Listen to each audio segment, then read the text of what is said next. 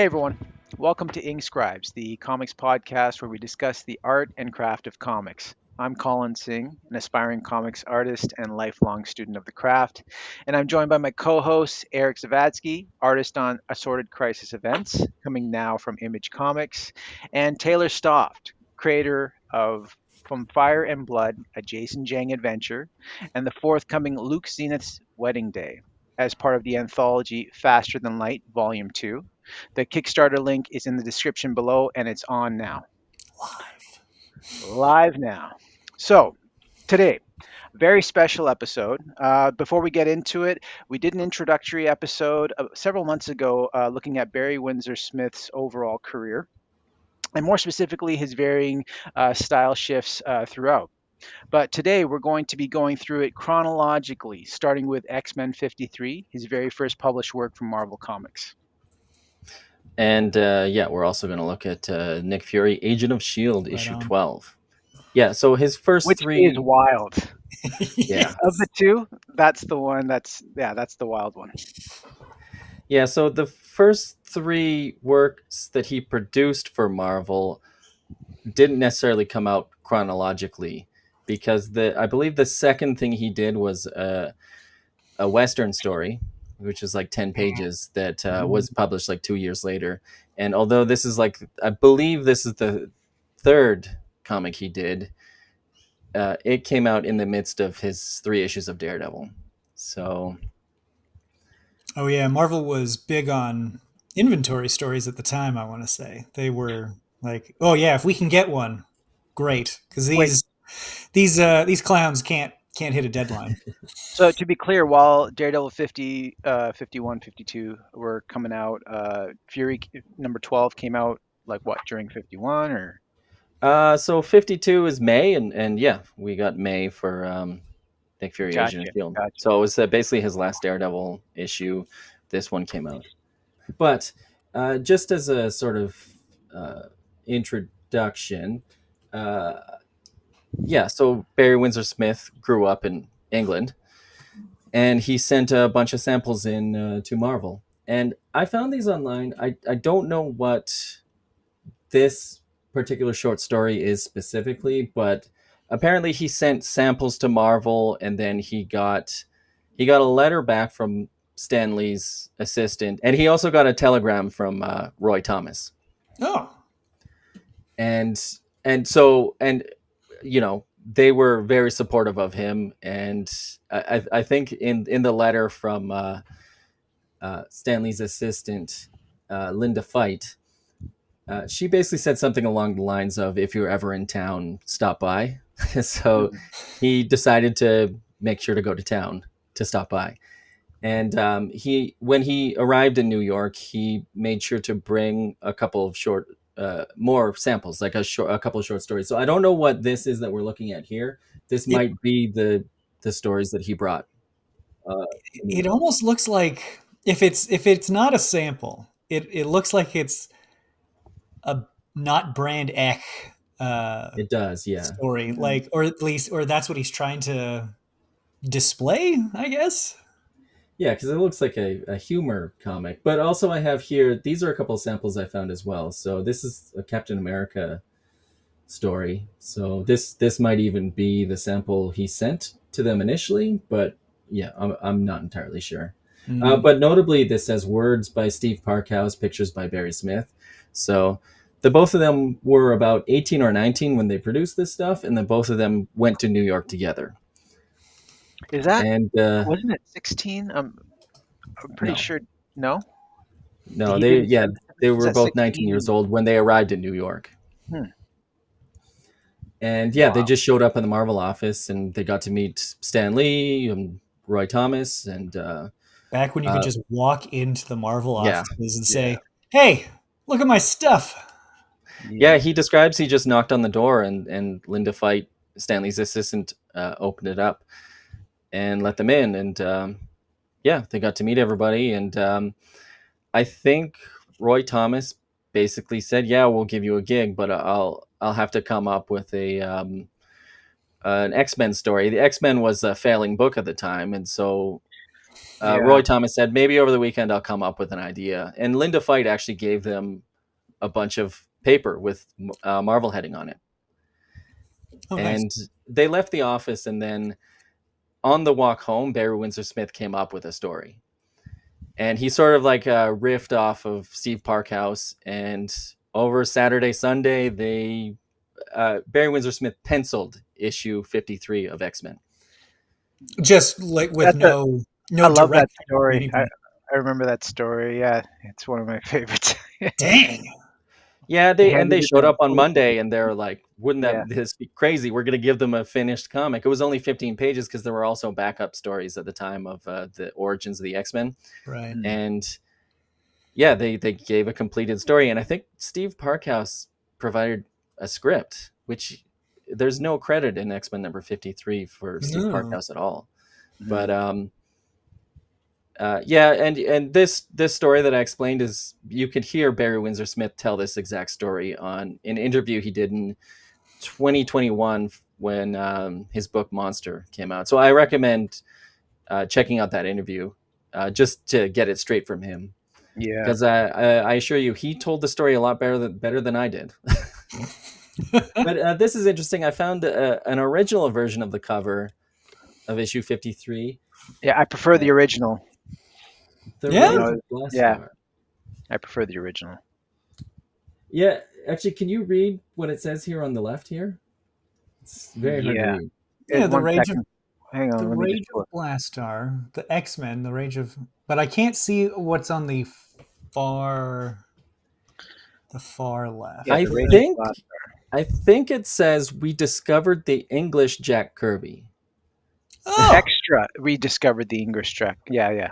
Yeah, Extra. but I don't know who wrote that. Like, did Barry Smith write that, or did someone in the office write it? Well, that blurb that you pulled from Daredevil 50, was it? Or From 49? 49. From 49. What does that blurb say? I think it's similar to that, right? did you know? Everyone's talking about bashful Barry Smith, the surprising new staffer we just imported from merry old England. Barry's artwork is just not to be believed. This young, long-haired,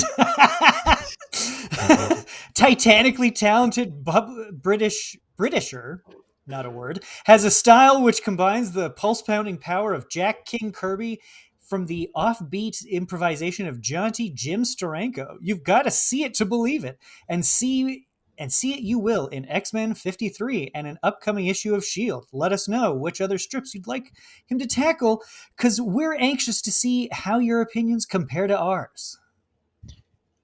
Yeah, so that was written in Daredevil 49, which would have come out in December. So he showed up in May and basically drew X-Men number 50 in May.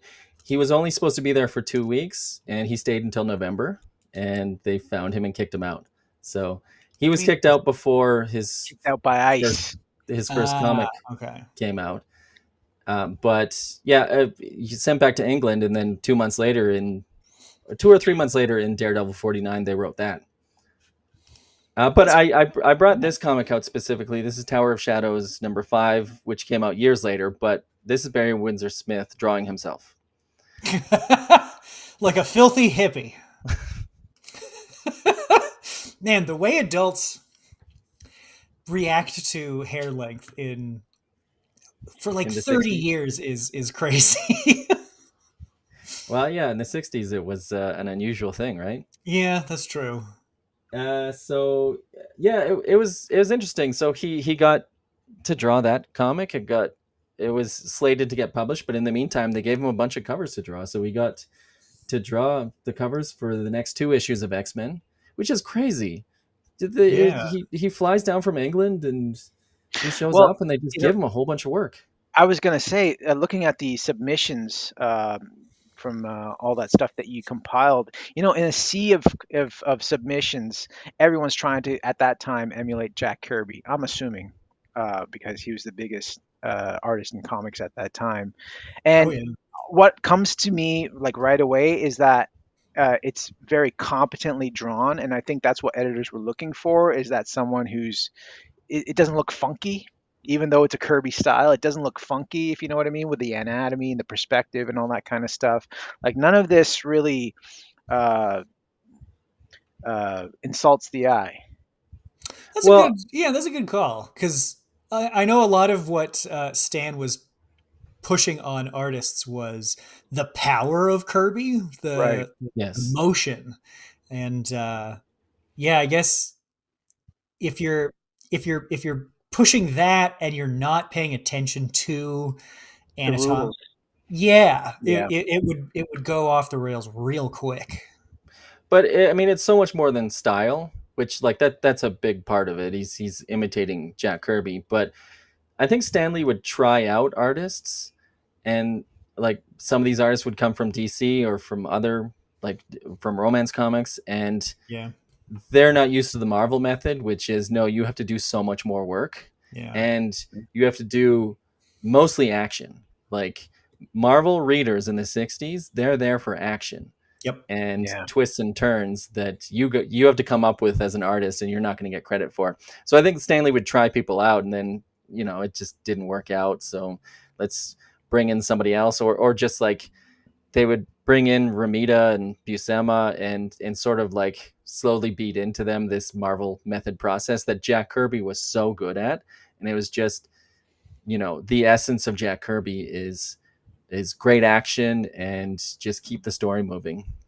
Mm. Yeah, I want to say he had to give kind of a mini seminar once in the bullpen when Herb Trimpe was just like at a complete loss and just said, I don't know how this is supposed to work. And Kirby was like, let me show you. And just like quickly breaks out like 6 pages Oh as man. like as like a to show everybody because they're all artists, they're visuals, so they would learn by seeing how it's done, Yeah. and that was a big help to a bunch of them. And I think like what Barry Windsor-Smith brought to the table was that he just embodied all this stuff. Mm, He did like in these two comics we're going to look at, like it's all action. And Barry Windsor-Smith, like basically one of the things is that over the weekend he handed in a completed issue with right. Yeah. all the twists and turns, and they I think the Marvel, like I think Stan Lee and Roy Thomas basically said, oh, this guy can get stuff done, and we can put our names Yeah, he on did it. 7.5 pages in a day, over Yeah. 2 days each. That's crazy. Yeah. So he did 60 drawings, 60 panels over 15 pages in 2 days, which is wild shit. Yeah, and he He's only that is penciled it, Kirby. and then because somebody else inked it. But yeah, no, Yeah, but still, like Kirby was known for 8 page days, right? And he was yeah. just penciling it, but because he I mean, Dad knew, had to impress them then, right? yeah, Oh yeah. right. Yeah. Oh, we got an English Kirby on our hands. Yeah, like I can't think of anybody else who even approaches that. Even like Capullo said at his height, it was like 3 pages a day, which is still super impressive, but it's sure shit ain't eight. No. But I mean, and we'll see it later as when we flip through the comic. But you can kind of you can see that he's not being precious about the pages. Breaking that Kirby barrier. But yeah, so he was doing a bunch of covers, and then he got that Western gig, and then actually, I Did don't you know. find the Western? I'm gonna assume it's real bad. Let's just jump into X-Men No, well, then. it looks just like this stuff, but Hmm. I don't have it unfortunately. Which I'm gonna track it down one day, and we'll do an episode, a short episode covering that. But here is X-Men number 53. I love finding these reader copies out in the wild, but this one's actually pretty good condition. The only kind I get. Yep, I reader I copies. lucked out. Give me that beat up old book. Yeah. So yeah, what'd you guys think of this comic? Um, I'll tell you when you get a few pages in. Yeah. well, off the bat, like I'm just gonna say, as we go through it, it's only 15 pages, but like I can see that uh, obviously he's emulating Kirby more so than Steranko, which we're gonna look at later. But it's very, again, competently drawn, but also like Mm, safe. Like he's kind of staying in this wheelhouse. He doesn't. more so the word balloons are going out of the panels. He's not doing anything dynamic outside the borders of the word balloon or the panels. And but at the same time, it's very graphic. Like this, I can see Stranko in this too. Oh yeah. Yeah, like just the there's certain panels that as you flip through it, I'm following along on my iPad here, but there's certain panels where it's like he's playing with planes, where he'll have a helicopter in the distance, then a giant figure in the foreground, and then like a little prop over on this side. And it's all like, very almost like an animation. Yeah, right. Yeah, like the different. Well, Oh yeah, planes. Um, it's not a lot of backgrounds in this comic. Oh, no, there's uh, no, it no, does. no, You no. do kind of Dude, he lose did a it over sense 2 days. of space after a yeah. while. But I think, like, as far as design, he does a good job. I think, like that first image, the opening page, that's a rad image, right? Oh That's yeah. cool Yeah. character design. I know Blastar, I think, already existed from a Fantastic Four issue. Yeah, it was only like Mm. 3 or 4 months before he showed up in New York. Blastar was in here, let's see. I've got Essential Fantastic Four Volume 3, and yeah, Blastar showed up in which issue? Right at the end here. Yeah, Blastar the Living Bomb Burst. He Yeah. showed up for several. Oh, well, actually he was even in the previous issue. And he's just a rageful character that I guess escapes the negative zone. And Yeah, he's got this kind of like alien tyrant Mm. feel to him. But I think he does an interesting thing where this first image, I think, is the best rendering of Blastar. And that kind of allows him, whether he means to or not, to kind of maybe not put as much care or be precious, as you said, into every other iteration of him that shows up. Mm. so let's look at some Kirbyisms here, and specifically page design, because for a while Kirby was working on like half the Marvel books, and then he pared back to just Fantastic Four, Captain America, Thor, and Just a maybe quarter. yeah, instead of You went. doing the layouts for every comic, and Yeah. that allowed him to get a little more detailed and just focus on the quality more. But if we look at this, we got a lot of 4 panel pages, and Yeah, the layouts are Yeah. pretty standard, I guess. Well, doing 4 books yeah, a month will do that but too. Yeah. it was kind of a Kirby trademark to do these 4 panel pages. I don't think anybody else was doing that. Most No? people were just doing six grids, like Hmm. this. But like, so we get a lot of like 4 grids and then a wide panel, 4 grids and a wide panel. That was just Kirby in the late 60s was doing comics like this. But he never really breaks the panel border and doesn't do anything too crazy with page design. And this is all over this comic. You get splash pages, All and right, then you that's get the you page. get a grid of 4, and you So get I a grid of 6, a grid of 4. this introduction of the X-Men. You asked, what did you think of this? As soon as I was showing this to my wife just before coming on, and she immediately went, "Sir, have you ever seen boobs?" And now that I know that he's 19, maybe he hasn't. Maybe he doesn't know what's going on. But I mean, he's doing a stylized, like he. I'm sure he did life drawing classes, and he could draw a regular looking woman. He could draw regular people, but he's Normal doing looking. Kirby. Yeah, he is. Yeah, no, he is. And you can see with like there's little squiggles that he does with they look almost like they've been done with calligraphy pen where it's like it'll be a thin, thick, thin line. Mm. Well, I mean, that's the inker though. The inker was Oh, okay, Michael fair. D. Michael D, which is a pseudonym for Mike Esposito.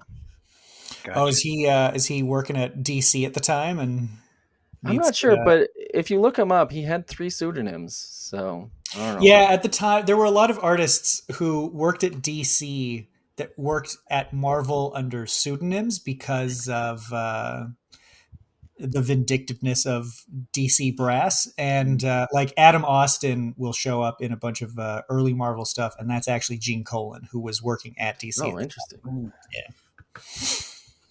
I Huh. want to say on this first page though, like props to, well, it was probably conceived by Steve Parkhouse, so the writing and the word Well, balloon placement.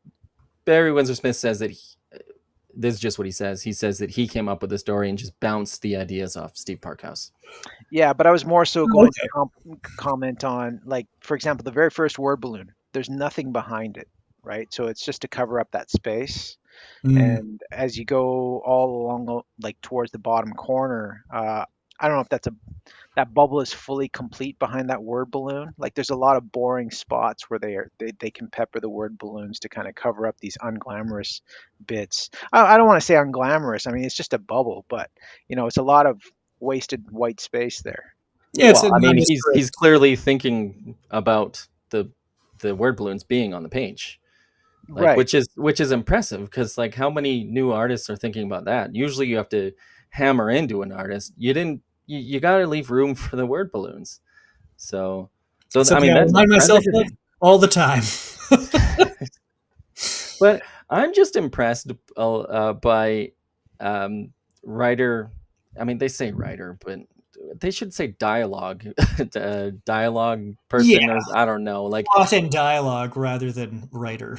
yeah. And so Arnold Drake, like, picture this: you got to come up with dialogue for these 2 pages, and all it is Blast are Blastar just pissed off. monologuing, Yeah. and with he fills it up, and I mean that's a skill set right there. And he did a pretty good job. Yeah, it's a fun book, right? If I were a Mm. 8-year-old boy in 1968, I'd think this was the best book I'd ever read. Look at them gams on Marvel Girl, and Blastar is rad as hell. Yeah. And that reminds me, I stumbled onto this tiny version of X-Men 53. I don't know what the origin of this is, but I suspect maybe it was in an action figure box, like it was a supplement to the action figures. But like, Yeah, yeah, it's either maybe that this is the ideal comic for a kid buying an action figure. it's either that or a or it's been specially it came in like a packet that was Yeah, given like out a at like a department polybag store. magazine with supplemental material. Yeah, something Yeah, like because I that. know department stores got a bunch of like Mm. polybagged collections, and you just Yeah. kind of roll the bones on them and see what you got. Mm. Yeah, it came out in 1988. It says GI Joe is Oh, copyright okay. 1988. Then Conan. Yeah, I guess because Conan and GI Joe are mentioned on here, they have the copyright for that, and everything else Marvel Entertainment Group. But yeah, what's yeah, on I the? don't. Does it say what the copyright is underneath that first image in the indica on the first uh, page? Underneath Uh, the Rage of Blast, like underneath all of the Rage of Blastar stuff. it's just regular. Oh, reprints copyright 1969. Yeah, no, just Hmm. nothing unusual here. Mm. Marvel Comics, a New World company. So that's who owned it in 1988. Yeah. Mm. But yeah, actually, it is interesting to compare the cover because we get more of Cyclops' back, and they and all those shifted the background. Majesty lines behind him. It doesn't look like a lot of those are, or I guess they've recolored them or something. Yeah, it's been recolored, but Yeah, and yeah, Angel's all but different. yeah, just a strange oddity that I came across. Um, but yeah, this is a he's really channeling Kirby here, because I mean there. This actually kind of bugs me when I see legs like this because they're perfectly symmetrical both sides, and the human body, there's no symmetrical part. They all have like weird asymmetrical curves, and stuff like that really bugs me. But like overall, this is a really cool looking comic, very interesting because I'll be honest, like in the back we have uh, you know a technically better artist I think from a technical standpoint, this artist who does this short story is doing a better job, but it's not as interesting to look at. Designed by Werner Roth is what the second one says. Designed by, Oh, that's strange. right? And then Well, I mean, I guess they were always playing with the credits, right? yeah, but Produced by, huh? Yeah, I mean, so yeah, drawn by Werner Roth, but it is a stark contrast because for all the faults of this art, it's just more fun to look at. it is. Yeah, there's more Knowing going what he on. becomes, yeah. And actually, going through it, there's shots where, like you said, Eric, there's not a lot of backgrounds in this, but he still manages to do a lot of interesting stuff. Like the top panel here on this page, he's got all the Kirby crackle enveloping Jean Grey there, and but he's composed it so that, like, on either side is Cyclops and Beast, and they're looking at what's happening before them. That's an interesting shot. That Yeah, goes to the plane thing you were talking about. Right. yeah, Um, adding depth by and differentiating the foreground and background elements. but going forward also, just with figures and figure placement, like there's one shot of Beast in a couple pages you're going to see where it's like him running towards you, right there on the right page. Even this is Very pretty wild. glamorous shots. Yeah, like he's just doing some pretty cool stuff that it's also ambiguous, so you can kind of drop in whatever dialogue you want. He's just kind of moving the story along. He kind of knows what it's going to go through, but this he can be saying anything, right? Yeah, And really doing anything. He's just floating in space, but what is he actually doing?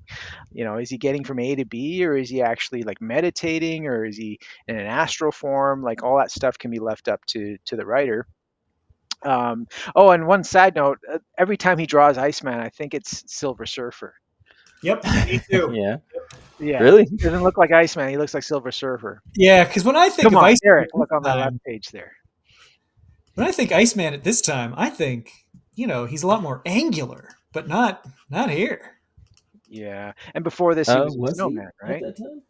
He was a snowman. Then he kind of became more humanoid.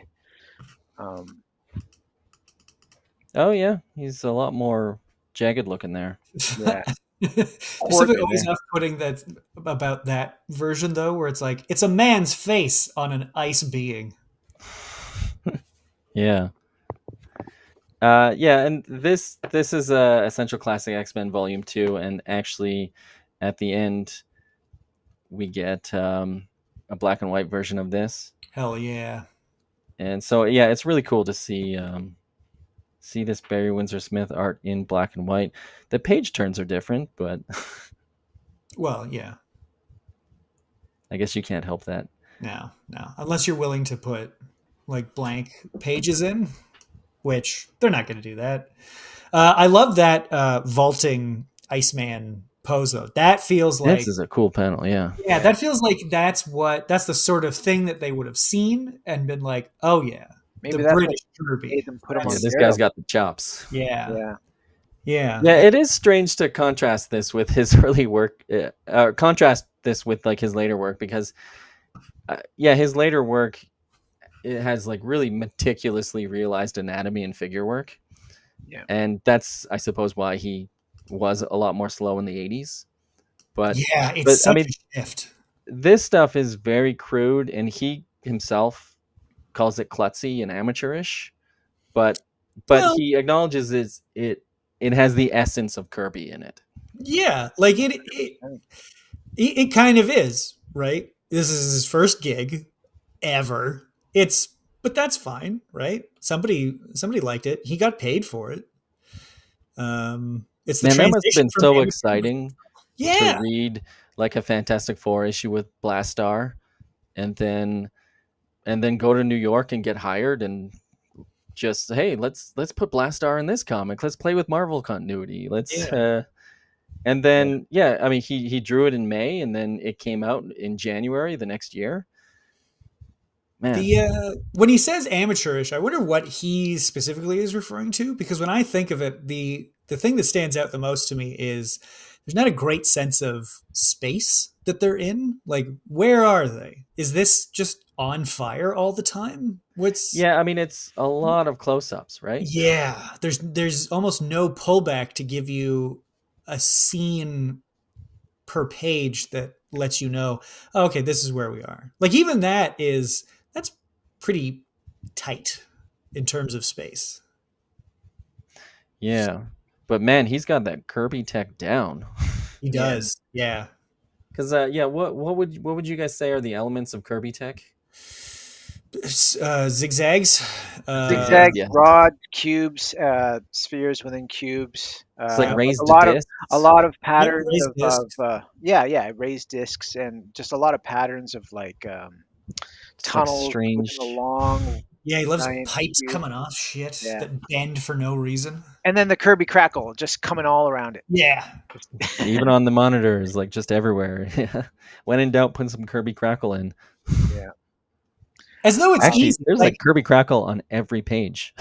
it's kind of difficult. Like if you're doing it meticulously, I don't Yeah. know. I've always wondered if there's a like the best way to do it. Like you can approximate. I've done it before, but does it look as good as Kirby does? No. And I wonder if there's a Yeah, it's a technique good that point. he specifically uses to get it. Yeah, and you made reference to the Kirby barrier earlier, and that's what it is to just like get it done. Like Yeah. you think about it to some extent, but don't overthink about it. Just like see about getting it done, and then when you get past the Kirby barrier, where you're not overthinking things, you can produce some high octane, high energy comics. That's So also a reference, viewers, to an upcoming guest. Stay tuned for more. so on this page though, looking back on this work, like if Windsor Smith is looking back on this work, like I can tell that there's a lot of rules that he's breaking that he's kind of internalized now that he knows, like if I knew now what I knew that, or if I knew then what I knew now, kind of situations. And this page I think is a good example of it. Like the flow is very kind of, it's not left to right, it's not in a zigzag motion, it's kind of more, it takes you everywhere, Yeah. you know. Yeah. It's kind of asking you to follow, be more engaged, I guess, which I don't know that that's intentional, but I can see what you mean with these two panels, but I It mean, does looking find at it, its we flow have towards the end. As yeah, I'm looking at it we cover now, towards the last display, couple panels, it does and yeah, find its way. But the first two panels are a lot, is quite, just pop pop. yeah, I love definitely. the crushing fall pose of Angel there. That's great. Like that feels like fuck. He hit the ground. He's not lying there. He has hit the ground. Man, to have someone lying on the ground is not easy to draw. It's crazy that he's 19 years old drawing this. Yeah. Yeah. But if you go to the next page, Eric, again, there's a bit of like a kind of a disarray. I can kind of detect it, like with Yeah, Cyclops your eyes Blast going into, yeah, go here.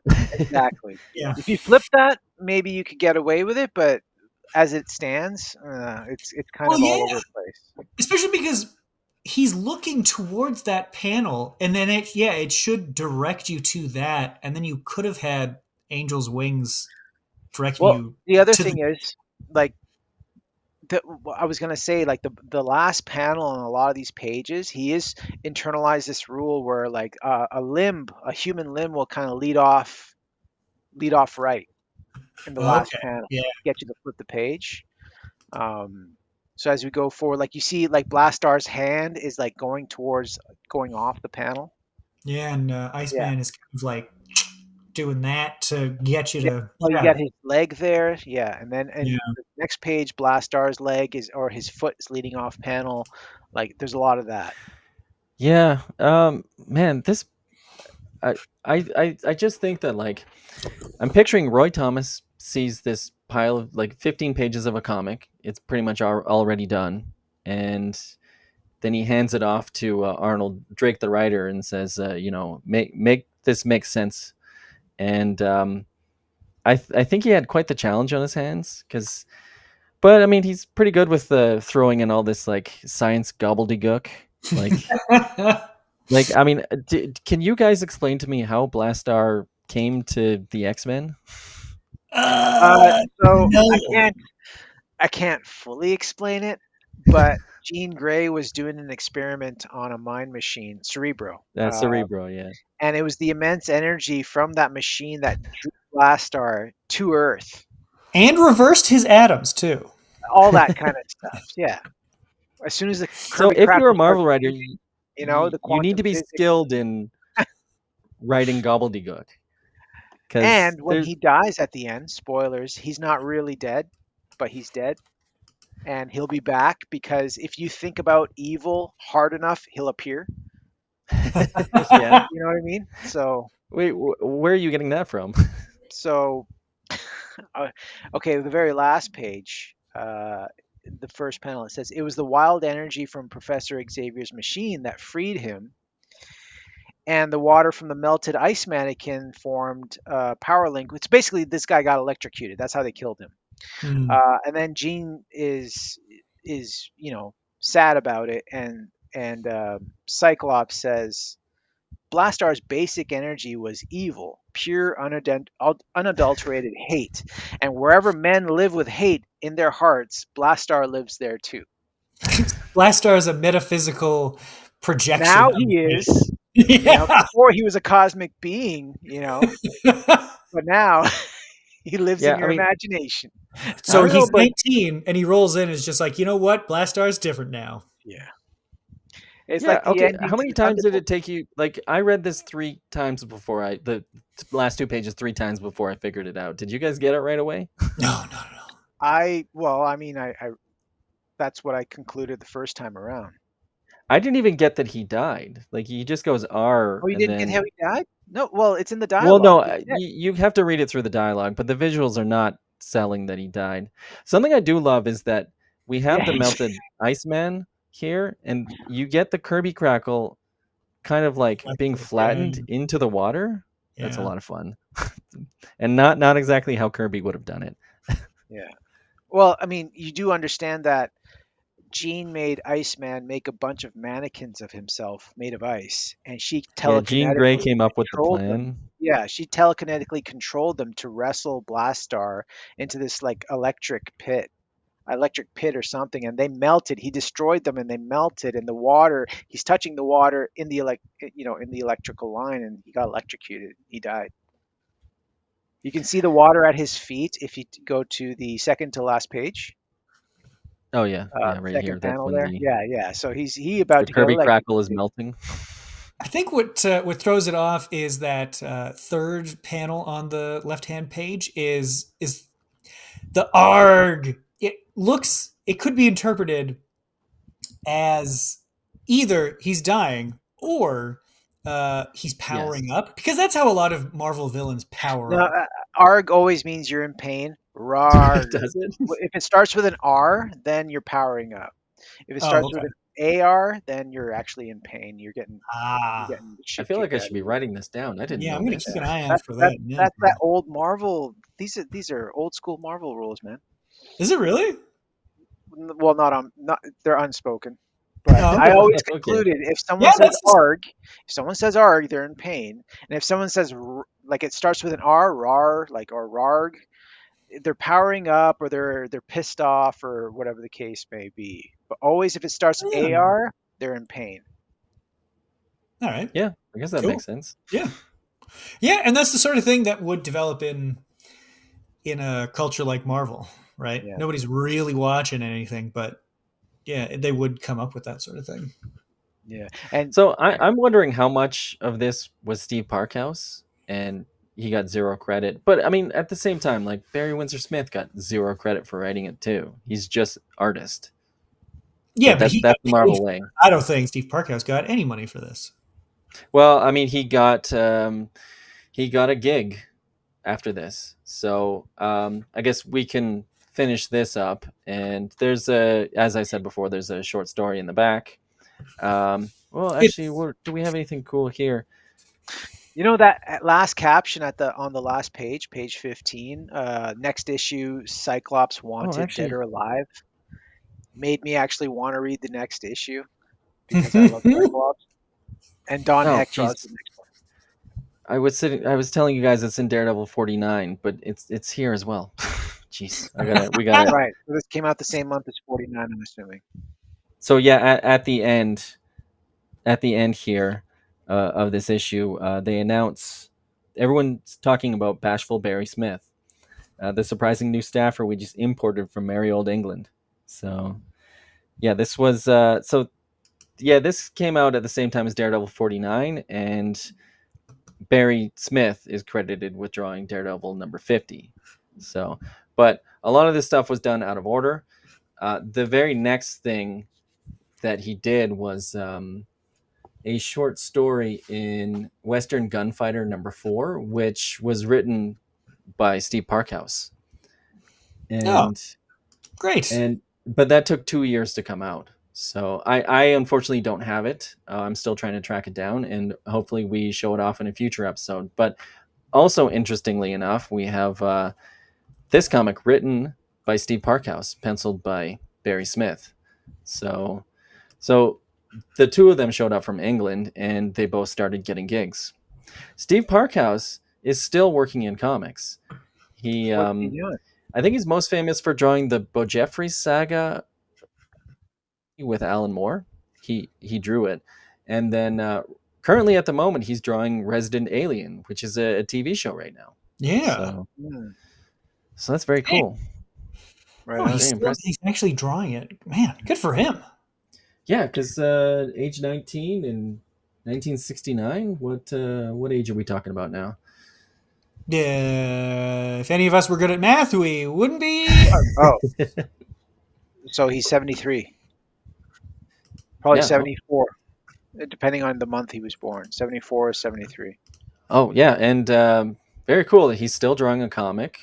I haven't read Resident Alien, but I think there's a new miniseries I think every year, and I think it's a successful TV show. It's Yeah, got Alan multiple Tudyk.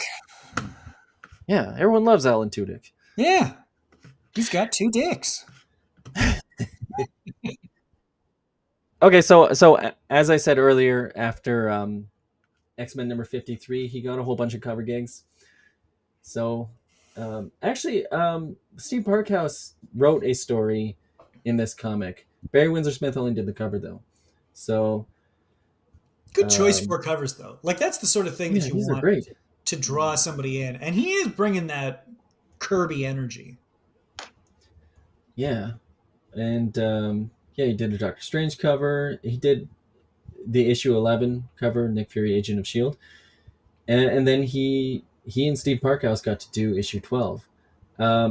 Check out this issue 5 is Steranko, and then issue 12 is Barry Windsor-Smith. So you see the influence there. Oh yeah. He's drawing heavily on, and he's definitely thinking like, well, if I'm going to be doing Nick Fury, I'm going to be bringing in Steranko. He's more chameleon like than I thought he was. Yeah, and so here is some original art that I found online. This is crazy. That first page is some wild shit. It Like, is, yeah. what an angle. That's like that crotch view angle where Yeah, his I mean, yeah, that it is Yeah, that is wild. that's the Witchblade angle. Is what I yeah. thought. I That don't, belt yeah, line is arguably right at the center line. Yeah. yeah, I don't think I fully understand that page. Do you guys? The No, that's perspective of it? why I'm commenting. It's some wild shit. I'm like, why? What Why do you do you mean? do that? What do you mean you don't recognize it or understand? I don't know understand the perspective of it. Like, is he looking He up at the wants to screen know or the is he rhyme looking or reason to it. straight at the Oh, I screen? think I think what they're trying to do is go for like such an extreme angle that you're seeing and it's not working, like it's not done correctly, which that's a hard thing to do. I wouldn't attempt Yeah. that. But I think you're supposed to be seeing a guy look at a screen and the screen at the same time from below. At least that's Worm's what I eye. took it. That's a Yeah, glorified it, worm's it eye. ends up coming out as a guy's face is sticking out of the Oh, ceiling to he's let him hooking know. up his skirt to his crotch area there. Yeah. So, Yeah, I love did that you it guys get a rides chance to up. look at these pages up close? I just did. Mm. Yeah. Okay, They're so crazy. on this page here, I found this on Barry Windsor-Smith's personal website, which doesn't look like it's been updated since, I don't know, Yeah. 2002 or something. Yeah. like, but Barry Smith uh, at geocities.com is not changing for anything. Yeah. but on the website it says, so the first figure in panel 1 and the figures in panel 3 and 5 were inked by Sid Green, and the rest, Barry Windsor-Smith applied whiteout and non-yellowing magic tape and re-inked the figures Yeah, you can because he found the see. Sid Green inks unacceptable. He's So he. that's tape. He put whiteout and then tape over top and then just I redid it. see it. Yeah. Did he draw Basically, onto the tape? that's what it He seems inked like. onto And the when you tape. look Yeah. at it, you see the tape on the pages. That He is. apparently did this overnight. I guess he was so horrified by what Sid Green did, and he only had like, I suppose he only had one night to do it, and he just went through the entire Well, I issue. mean, uh, and this might be a good segue into his lifestyle when he came to the States. Is like, what else did he have going on? He didn't have anything else to do but to True. work on his work, to work on his art, right? He doesn't know anybody Um, except for Parkhouse, and he's not even supposed to be there. And I'm sure he probably even tried to, reason with the editors. Hey, I'll get it back to you by tomorrow morning. I Yeah, promise. I just want to fix this, this, and this. I'll get it back to you by tomorrow morning, right? And he's a young kid. People we've all stayed up till 4 or 5 in the morning partying. Like in his case, Yeah. yeah. it's You don't burning the midnight need oil. to do much sleeping in then, right? Right. Or you can So pull an all nighter with zero consequences, right? right. So Especially if But all you have to do is turn this in. Like if he's like, no, no, no, no, it's the last day. I'll turn this in the morning. Like just stay all the way up, yeah, run down to those offices, head back home, and crash. yeah, and I think what sleep like this a baby. says is that like this is a consistency throughout his entire career. Is he cares so much, and you hear a lot of stories in the comic industry where you get screwed over or something happens to your art and you just have to move on. Mm, But there are some people out there that just will not accept it, and they'll pull in all the stops to, I don't know, make sure that it gets fixed to their specifications. I'd love to know what he didn't like about the inks, though, because it seems like Green inked all of this originally, and then Well, I mean, we this page is particularly interesting because we can see both. We can see both inkers, and so yeah, let's look at this Nick Fury what face. that That looks does fucking not, great to me. but it does not look like a Barry Windsor-Smith by way of Kirby face. I It looks like, guess, but if I were to guess, it looks like Sid Green fixed a lot of the faces. yeah, it is a And lot more detailed and representative than what I mean, Barry Smith is look at doing. that nose. Look at that Yeah, mouth. mm. That's yeah, that doesn't look the Kirby at little all. cleft under his nose, the fold by his nose. It is a lot more representational than he's doing at this time. Yeah, so I can kind of see. I mean, let's look at the issue and like let's take a look at the faces specifically, and see if we can spot some Barry Windsor-Smith Kirby faces and some Barry Windsor-Smith Sid Green faces. Because like right off the bat, that is a Kirby face, right? Mhm. It It looks like is. if Sid Green did change it, Barry Smith changed it back. It is Kirby-esque, but it does feel like he's changing even how he's doing it here, right? Even at this point, he's starting to take on that kind of, I don't know how you would describe it, delicate, I guess, approach than a more delicate approach than Kirby. I'm not sure. What I am sure about though is that he's approaching page design less like Oh yeah. Kirby Yes. and more Yeah, like Jim Steranko. Hmm. yeah. Like Yeah, I he's said breaking all kinds of. earlier, this is the wild issue. There's a lot Because of crazy so stuff that goes on in this. we looked at some Jack Kirby art, and specifically, I was trying to show page design, and so we see here, like when we're talking about Jim Steranko page design, there's a lot of like inset panels, Hmm. and there are no like six grids, there are no four grids, and you just have like a lot more interesting page design. Yeah, he's drawing a lot from. I think I heard him say he's drawing a lot from Will Eisner at this time. Oh yeah, that makes sense. Yeah. Yeah, and I mean, You get the 4-page spread that you got to buy 2 issues to see. wait, where was that? Yeah, you passed it. It's gonna look Oh, like a 2-page spread, and It's then the oh, Colosseum. right, right. There you yeah. go. Right there. Well, Oh no, no. You know what? It's later on. It's got Baron what's his nuts on it. Emo? maybe it was in this one. No, the guy that heads Hydra. Yeah, yeah, yeah. I think Oh, I that's don't it. know. Well, anyway, Anyway, he um, did do it, and it was like, oh yeah, to want to get this completely, you have to buy 2 issues and lay them side by side. yeah, get you to buy more comics. Yep, And then suddenly they say, "Wow, every time Jim Steranko does a comic, it sells more." sells double the numbers. What's going on here? So this comic came out February 4th, 1969, and it's got a cover date, as we established earlier, of May 1969. Nice. Yeah, and he's already like really. He's clearly seen what Steranko has done, and is like, that I'm gonna do that. Yeah, Yeah, I mean, look at this. The we have the panel gutter that is acting as a movement line for the gun. which It's is Yeah. just so cool. tasty. Yeah. Very spontaneous. I bet you I don't he Yeah. think I've came up with ever seen anybody else do that. Have you No. guys? that. No. No. That's very cool. I love the coloring in this comic, and I can't figure out who colored it. Part of me thinks that like it has such wild coloring that did Barry Smith color it? Like like this effect is very cool, and then there's a couple others which I'll show off later. But you know, it's doubtful that he did. But you know, it had me wondering while I was reading it. Oh yeah.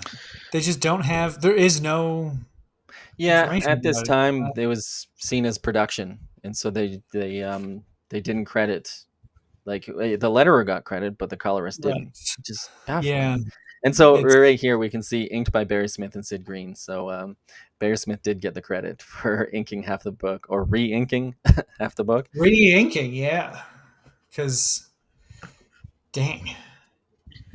And it's just a side note is this is one of those things. It's been reprinted since on glossy paper, and the newsprint far surpasses the glossy reprints. It really does. Yeah, I it think just for sort of gets many much absorbed of into the the paper. And omnibus printings and stuff, it's all been done on glossy now, and I would much prefer they at least used matte paper. At least use matte paper. At least Matt. Maybe some tinted. for me, Yeah. it's the gradients that I like. This effect right here looks really nice, but it never quite gets pulled off properly on glossy paper. Mm. And I think part of it is that No. this is either an off-white or it's a kind of a yellowish paper, and it sort of acts as a way of like blending all the colors together that you don't get with putting it on pure white paper.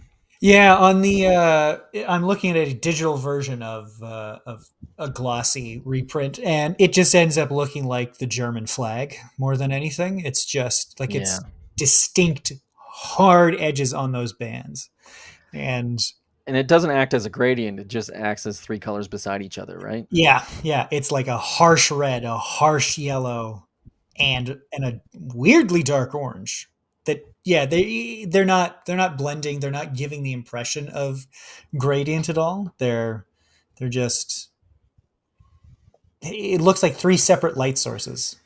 Yeah, well, actually, I should say that Fantagraphics has a Marvel license, and actually, they are publishing. This is the Lost Marvels. Let me see, Lost Marvels #1.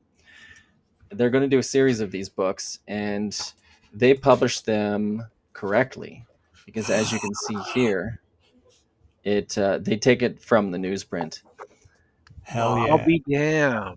and Right on, I Fantagraphics. believe, Eric, you and son of a I bitch. for anybody watching this episode, you're probably going to watch, like, as we film this. There's only #1 out. #2 is coming out in a couple months, which I can't remember what Lost Marvels #2 is, but I think Lost Marvels 3 or 4 is going to be publishing all the Barry Windsor-Smith Marvel stuff. So what we're looking at right here will eventually have a Fantagraphics reproduction reproduced accurately and to Barry Windsor-Smith specifications, because everything we said about color reproduction, he agrees 100%. And he's Nice. horrified by how Marvel has reproduced all his old stuff. So volume 2 is going to be Howard Chaykin. Volume 1, Dominic Fortune, Monarch, Star Killer, and Phantom Eagle. And volume 3 is going to be Savage Tales of the 1980s with art by by Oh, Archie Goodwin, Michael Golden, John Severin, and John Buscema. yeah, it's going to have that early Nam short stories. Ooh, And nice. I think they're going to do a Nam volume as well. Hell yeah. So that's gonna come out early 2026. The Barry Windsor-Smith stuff. I think they're gonna do 2 or 3 volumes of all of the non-Conan Marvel Barry Windsor-Smith comics, Wow. where you can appreciate this gradient the way it's supposed to be. Yeah. Fantagraphics, why you got to do this to us? I'm Colin has a frantically child, trying for God's to. sakes. I'm frantic right now. I'm trying to order it on my goddamn phone. Eric, you never told me about this book, You're man. gonna get this Tower of Shadows book. Yeah, I'm getting it as we speak. I should also, You this is an bastard. aside, but I should. There's one Barry Windsor-Smith short story that they could not reproduce because Why? because it is a H.P. Lovecraft story, and they got a little paranoid about they weren't certain about the legalities of it before it went to print, and so they were still figuring it out, and they just sent it off to print. But I actually have the Tower of Shadows issue somewhere here. That's too bad, because Barry Windsor-Smith doing H.P. Lovecraft, like, that's got the exact right vibe. Yeah. Yeah, Just and lonely creep in a house summoning dead gods. And I have that comic, and we're going to cover it in a future episode. We're going to do an episode on the horror stories, the horror short stories of Barry Windsor-Smith. But for now, we have, this really cool Nick Fury comic, which here's that wild page we were Hot looking at. shot. Yeah. In color, somehow it looks like he's thrusting his pelvis forward. That's what I'm talking about. That's what I'm saying, man. What is This is a fucking weird page, dude. what is up with this? It's different somehow in black and white. I love the background dropout on the left-hand page, middle bottom panel. Oh, It's yeah. just the endless stare. Makes Yeah, for an aesthetically pleasing page, I think. he's Yeah. getting real experimental, or not experimental, but he's definitely not being hemmed in by conventions as much And anymore. we got a lot of that, like a lot of the white space revealed, a lot of like characters floating in white space, which is very nice looking. And I was trying to figure out, like, did he get that from Steranko? And I think I saw like one example, but generally you don't see a lot. Well, I mean, like, you get that here a little bit, but not to the same extent. Dropping So backgrounds out isn't exactly a new thing, but I think it's that sort of thing, actually, where it's the go back a page, yeah, where it's like it's acting more as a transition. yeah, and it's a clever use of negative space, and it's also, I mean, it's specifically designed probably less to save time and more to make an aesthetically pleasing page, but it probably acts as both. But I assume he's not getting that from Kirby. Definitely, like Kirby, every panel border is drawn in, right? Yeah. Um, so yeah, he definitely got that from Steranko. Which like the Steranko only drew the first 3 or 4 issues of Nick Fury Agent of Shield, He did 1, 2, 3, and 5, I want to say. and they didn't exactly exactly replace the artists with Steranko clones. Like they look kind of like regular Marvel comics, and then Yeah. issue 12 comes in, and we're back to like not 100% that look of Steranko, but he's definitely getting the essence of it, the feel of the experimentation, the energy, just the wild nature of a lot of the choices, like that. Yeah, because this book is particularly out there, right? It's super spy stuff, but it's so heightened. It's not like it's not the sort of spy stories that people would have been seeing on movies and TV. Like it is very we have no budget, so we can do whatever we want. It's a helicarrier. It's legions of Hydra agents. You can show the Contessa's ass in a moldy cat suit, right? Like there's you can do whatever you want, and they really go for it in those Stranka ones, at least. And we should say this is written and drawn by two 19-year-olds. Yeah, like look at this. That's all those inset panels. Da, da, da, da, da, da, da, da, da. It's yeah. Where would you see that at this time? I Yeah, was on like I think in Steranko comics, but not in Kirby comics, not in your average Marvel comic. No. Yeah, so I should say that the that X-Men comic, you could tell it was done in a weekend, even though it's completely impressive that it was. But like here, you get a lot more backgrounds, a lot more panels, just a lot more figures, just a And lot more everything. Like this was clearly not done in a weekend. This a better comic, sense of space too. Like when he is like yeah, on that rooftop panel, that page with all the inset panels, you can tell, oh, okay, he's out on top of a building. He's climbed up there. When he's in the airport, you can tell, okay, yeah, he's been moving through this airport, and I know what's going on. It is a lot more. There's you're not floating in just kind of like pointless backgrounds. I remember uh, Riley Rossmo saying, you gotta give people, you gotta tell people where your characters are. Even you don't have to do it all the time, but you have to remind them as you go where they are. yeah, and he does that here, like, Yeah. and he does pull the camera back every now and then, which was a critique we had for that X-Men comic, right? Hmm. Like right here, for example. Yeah. What a great shot of a crashing helicopter. And Yeah, then it just kind of and then the flow of into the panel below as it kind of explodes around him. That's that's such an interesting way of showing this destruction that's coming at him. I love the coloring here, where it's just a gradient overlaid over the figures. Like it just Mhm. seems more artsy than your average Marvel comic at this time, which is why I was asking myself, did Barry Smith color this himself? But I'm not sure. But but yeah, I mean, like this, yeah, even that, I love that. Um, but yeah, like here we go. That's like a crazy, a crazy panel. The helicopter blade is the panel.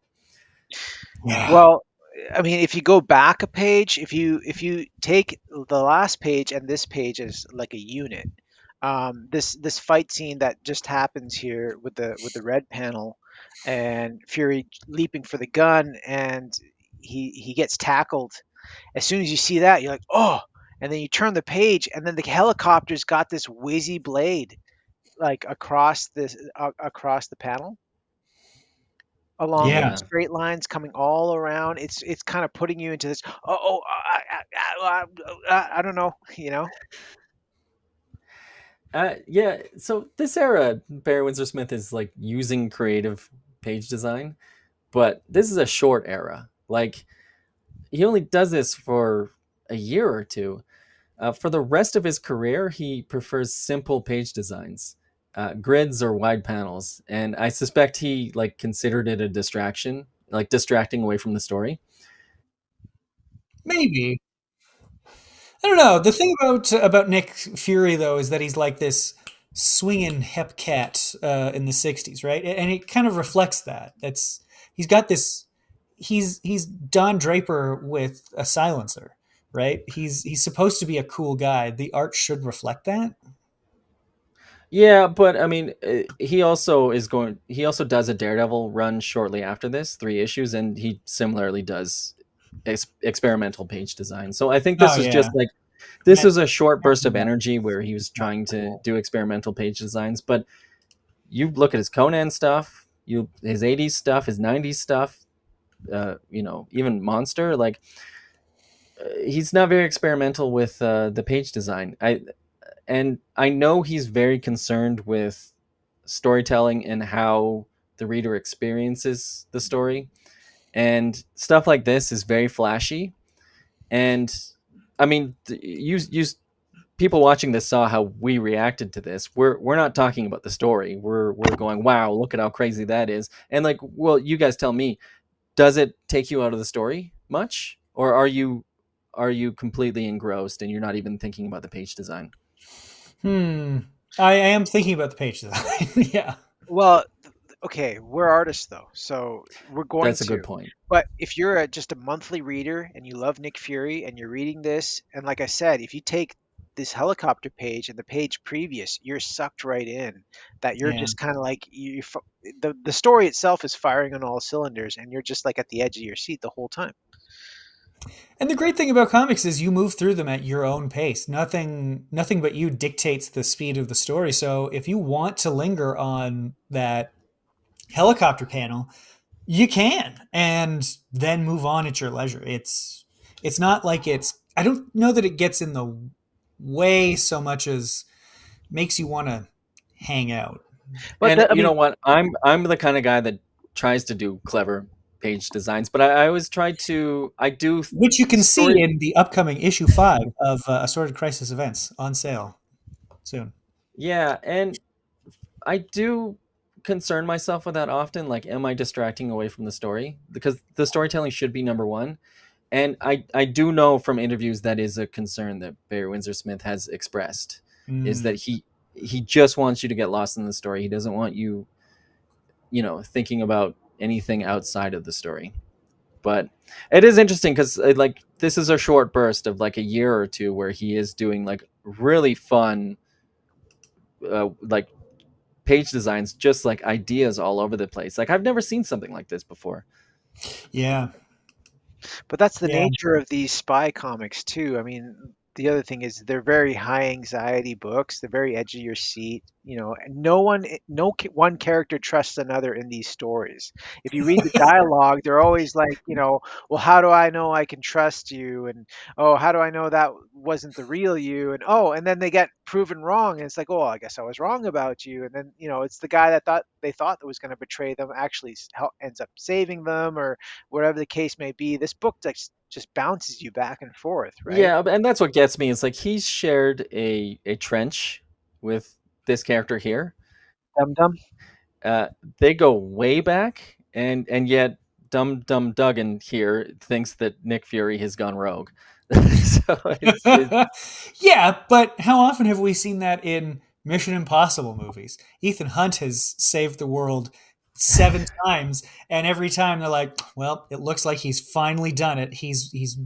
turned Every against three us." movies he's gone Are you rogue. Yeah. sure? Are you sure that's what he's done? Because it doesn't seem like it. Okay, so I came to this last page, and I continued going Yeah, to there's no see where, and I'm like, oh wait, did I miss something? And I go back and go, okay, I guess that's the last page. I Like, did did the you guys have this exact same same experience? thing. I did the Yep. exact same thing. Yeah, there's no to be continued box.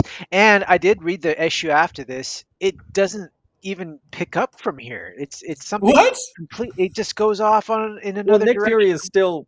is still a rogue agent, but the story takes a completely different turn, Yeah, yeah. and I mean, I should say it. The next issue is written by, what is it? Gary Friedrich, and it's drawn by Herb Trimpe. geez, Yeah, penciled by yeah. Herb Trimpe. And I mean, it's just baffling. I don't know what happened here.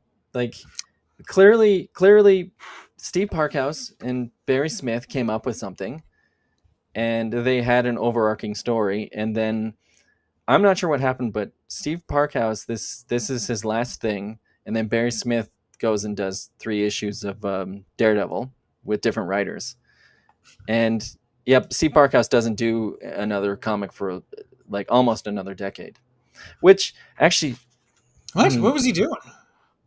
He got deported earlier I'm than not sure. that, or But I I'll do tell know you what. something.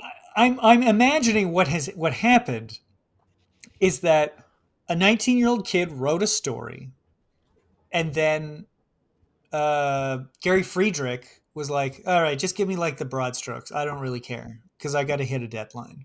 Right? Like they're not thinking about this in terms of like when Matt Fraction goes to the DC story conference to lay out his whole Batman thing, he's got issues upon issues in arcs strung out in his mind before they're even penciled. And that's not happening here, right? This is get it out the door. Let's it was go. all very on the fly. The editorials, just everything was very on the fly, right? They had, I think, three Yeah. months lead time, and they changed just before they go to the printers. Hours before they go to the printers, they would change something. You Yeah, and know, this is right after. This is about a year into the purchase by Perfect Chemical slash Cadence. So their book inventory has exploded. Like they have at least double the amount of books that they have to put out every month. They're probably just thinking like, as long as it kind of connects, just keep moving forward. Mm. Well, but here's something interesting. So this is like, so we saw that editorial about Barry Windsor-Smith, and that was in Daredevil 49. And so in 50, let me just read this for you. Remember our telling you about Bashful Barry Smith, the pandemonious penciler we imported from Britain last ish? Well, never let it be said that your blushing bullpen doesn't go all out when we move.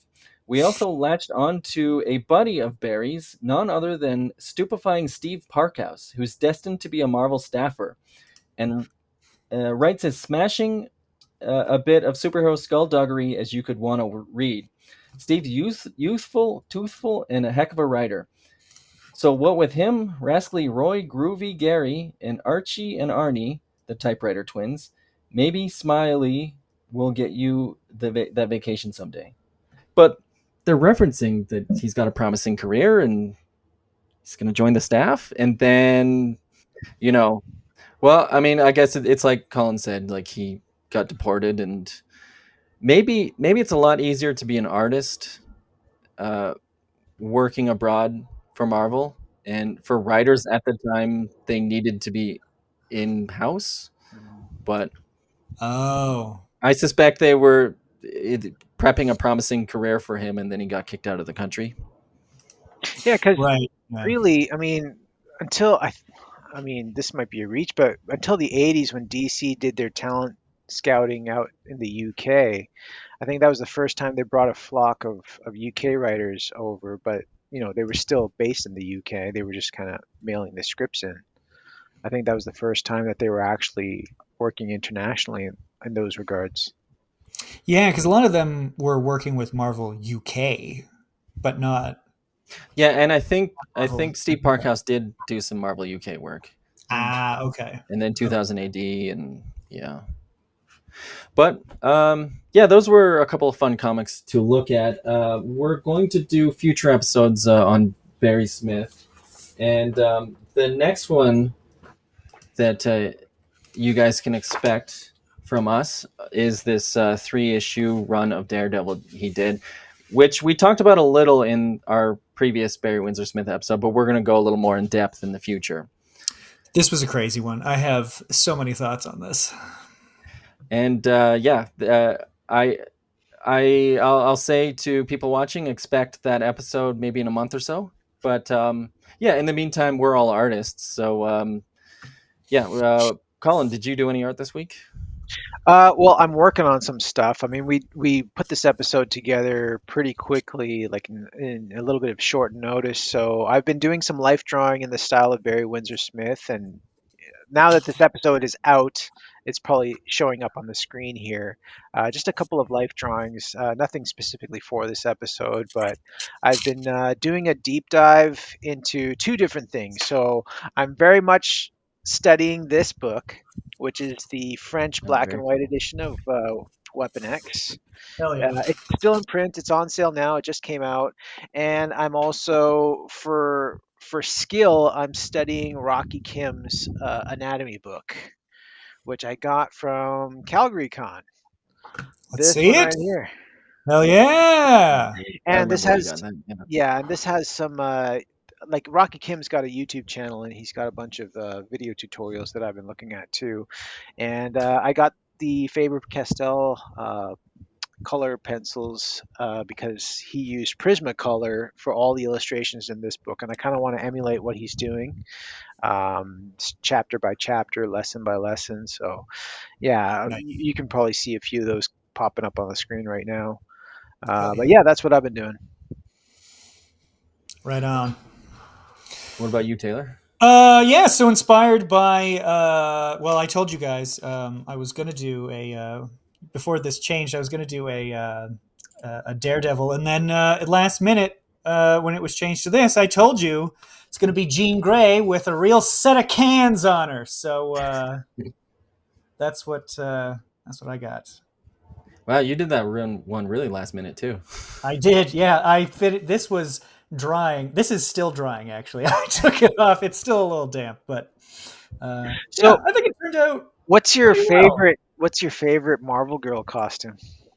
Uh, I think it is actually this version of like the Barry Windsor-Smith version of this because I was looking through for reference, and boy, that skirt goes up and down depending on who's drawn her. Yeah. And Barry, it's getting real dangerous for her when he's drawn her.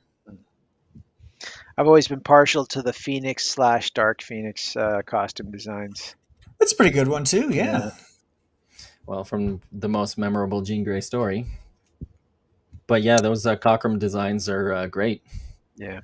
Yeah, yeah. I think it's this one for me just because I went all in on the Hoxpox era, Yeah, the I was gonna Cartel say I era. do like that Hickman and Larraz. You kind of brought it back for that Yeah, yeah. run. And the way Yeah, Laraz does it, it's like, oh yeah, this is great. This is yeah, how it should have been looking this whole time. yeah, 100%. Okay, so shall we close it out? Absolutely. Well, what have you been doing? What have I been doing? So actually, Assorted Crisis Events number 5 should be out in stores now, and so there's going to be a 3-month break between arcs, and in between then the trade will come out. But I'm furiously working on arc 2 because yeah, we have some ravenous fans who have been asking like, what's going on? I haven't seen any new issues in the solicit, so yeah, I've suddenly got a lot of pressure to get this stuff done. So just nothing but working on Assorted Crisis Events Arc 2. Just So make sure you trying to buy get this stuff done. issue 5 because they got to get them sales. And Yeah, I know we say it a lot. We say it every time. Issue 5, your best work. issue 5 is his best work. Number 3 is my favorite. Yeah. And I just, again, to the audience, to the aspiring artists especially, you got to pick up this stuff. There's so much you can learn. There's so much that I've learned reading this book. Dennis Camp is just fucking killing it, man. He's killing it. The But synergy between the two of you is I yeah, haven't seen anything like it well, for a long it's years in the making. I know you guys have known time. each other for a long time, and I'm glad to see that the fruition of you guys collaborating. So Yeah. yeah, but let's close it out, eh? So Yeah, let's thank you do so it. much, everyone, for watching. Don't forget to comment, like, and subscribe, and we'll see you next time. Yeah. Hell yeah. Cool.